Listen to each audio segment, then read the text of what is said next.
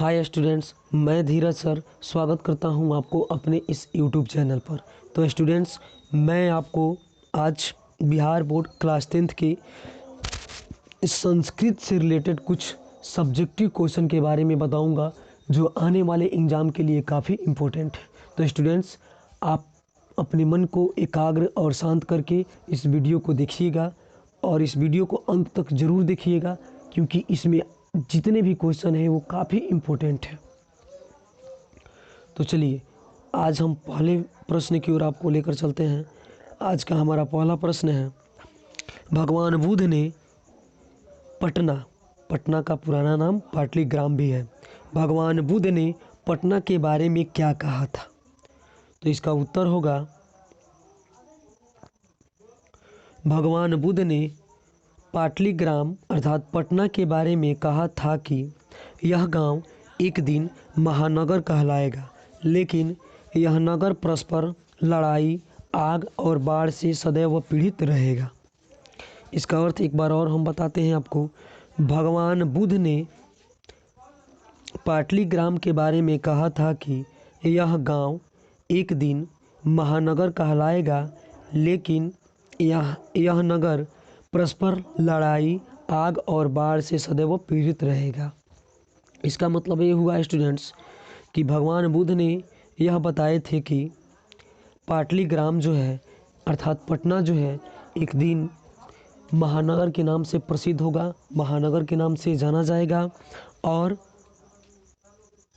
उन्होंने ये भी बताया कि महानगर के नाम से जाने के बाद भी यहाँ पर अनेकों प्रकार की विपदा अर्थात यहाँ पर लड़ाई, यहाँ पर आगजनी और यह क्षेत्र बाढ़ से ग्रसित रहेगा। ब्रैकेट में लिखा हुआ है दोस्त, बुद्ध की कही गई बातें आज धीरे धीरे सत्य हो रही है। तो बिल्कुल सही बात है, भगवान बुद्ध ने सही बात कहा था। दूसरा प्रश्न है, महामंत्री बृहस्पति के स्वभाव का वर्णन करें। महामंत्री बृहस्पति के स्वभाव का वर्णन करें। तो आइए इसका उत्तर हम देखते हैं। इसका उत्तर है, बृहस्पति मिथिला राज्य के महामंत्री होते हुए भी सरल स्वभाव के थे। ये दानशील और दयावान थे। ये गरीबों और अनाथों को प्रतिदिन भोजन दिया करते थे।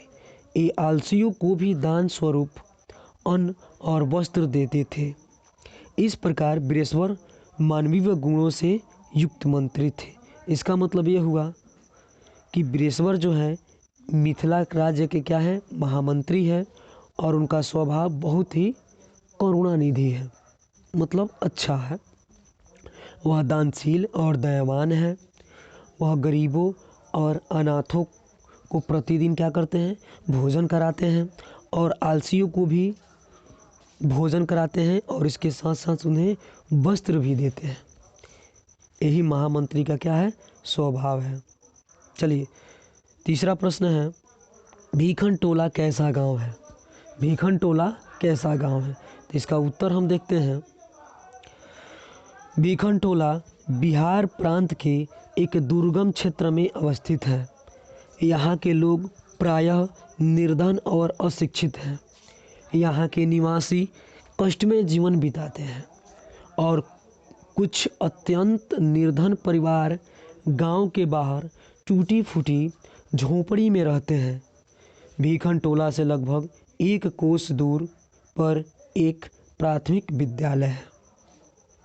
इसका मतलब ये हुआ कि भीखन टोला बिहार प्रांत के एक दुर्गम क्षेत्र में क्या है, अवस्थित है, और यहाँ के लोग जो हैं बहुत ही गरीब और अशिक्षित हैं, मतलब पढ़े लिखे नहीं हैं, बहुत ही गरीब हैं।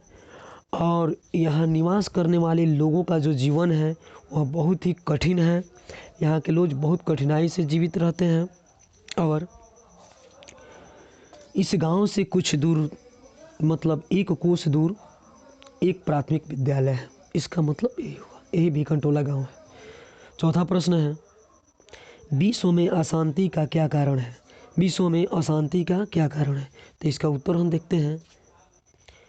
विश्व में अशांति के मूल 2 कारण हैं, मतलब वास्तव में विश्व अशांति के 2 मूल कारण हैं। पहला द्वेष और दूसरा असहिष्णुता।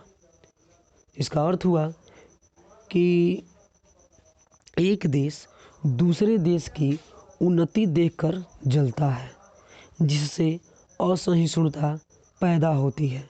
इस तरह विश्व में अशांति फैलती है। मतलब हुआ कि जब एक देश दूसरे देश की उन्नति को देख कर के जलने लगेगा, तो इस प्रकार देश में एक प्रकार की दुश्मनी फैलेगी, विवाद फैलेगा और विश्व में शांति नहीं बल्कि अशांति का क्या होगा, फैलाव होगा। अगला प्रश्न है, देवता लोग किस देश का गुणगान करते हैं और क्यों? देवता लोग किस देश का गुणगान करते हैं और क्यों? तो इसका उत्तर होगा, देवता लोग भारत देश का गुणगान करते हैं क्योंकि भारतीय भूमि स्वर्ग और मोक्ष प्राप्त करने की साधन है। मनुष्य भारत भूमि पर जन्म लेकर भगवान हरि की सेवा के योग्य बन जाते हैं, इसलिए देवता लोग क्या करते हैं,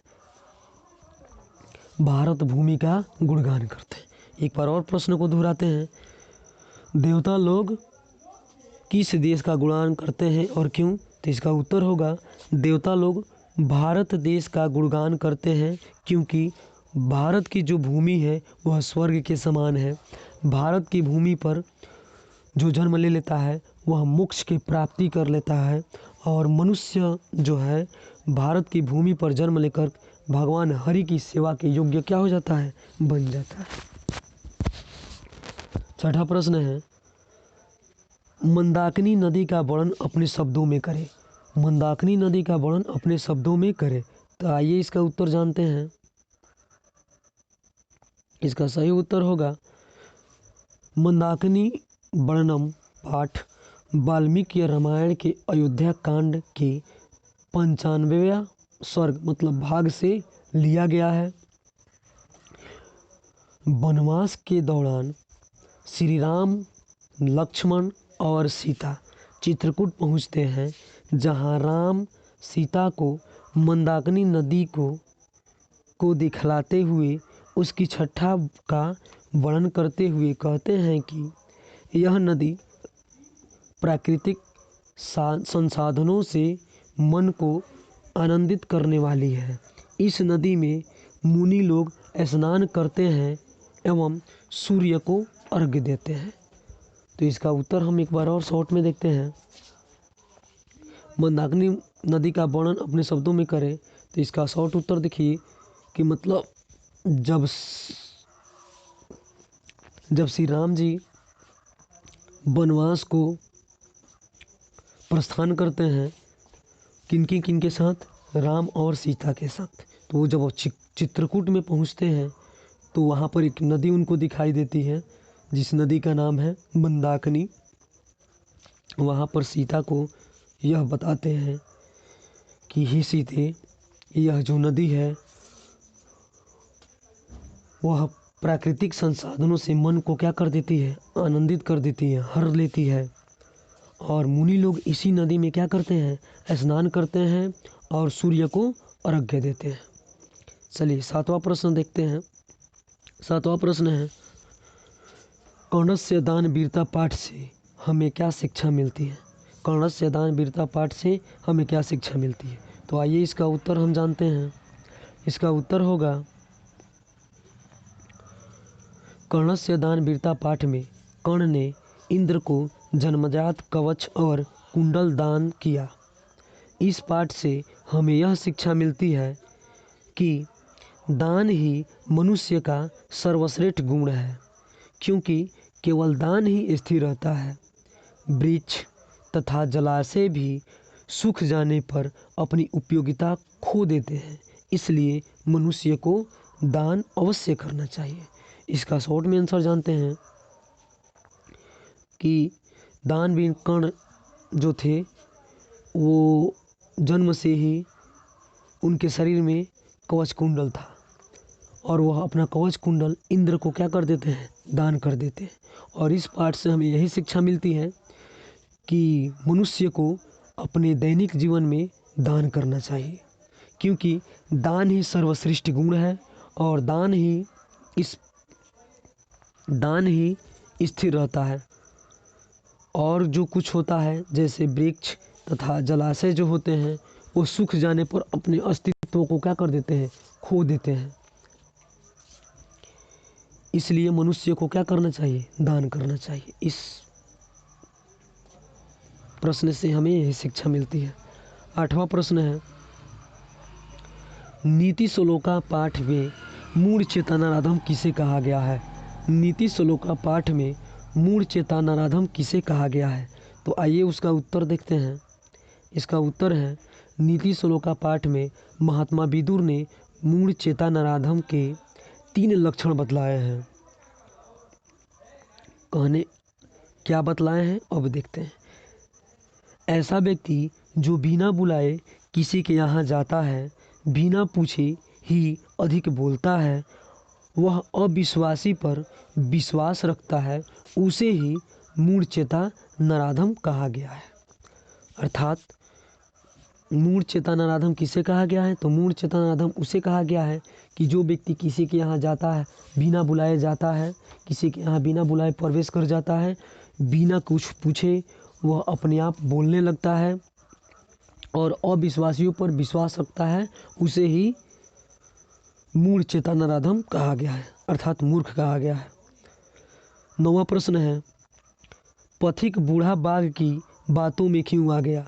पथिक बूढ़ा बाघ की बातों में क्यों आ गया? तो आइए इसका उत्तर जानते हैं।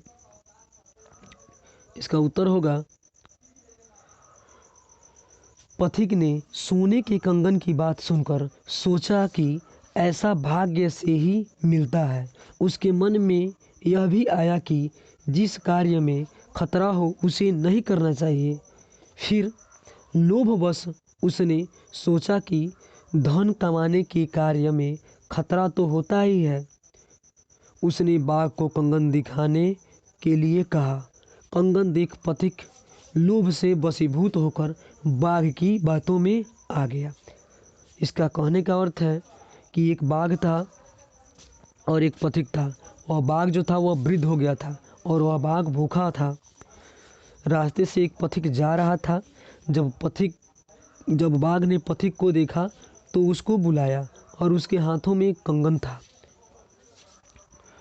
और कंगन का लोभ देकर के बाघ क्या करता है, उस पथिक को अपने बस में कर लेता है।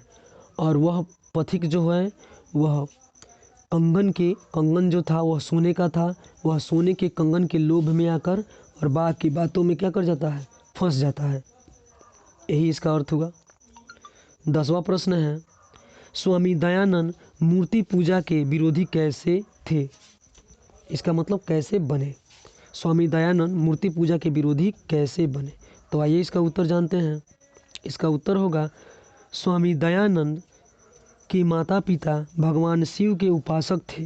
प्रत्येक वर्ष महाशिवरात्रि के दिन शिव पार्वती की पूजा इनके परिवार में विशेष रूप से मनाई जाती थी।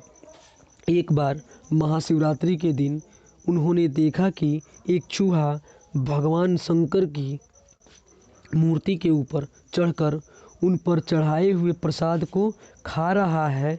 इससे उन्हें विश्वास हो गया कि मूर्ति में भगवान नहीं होते।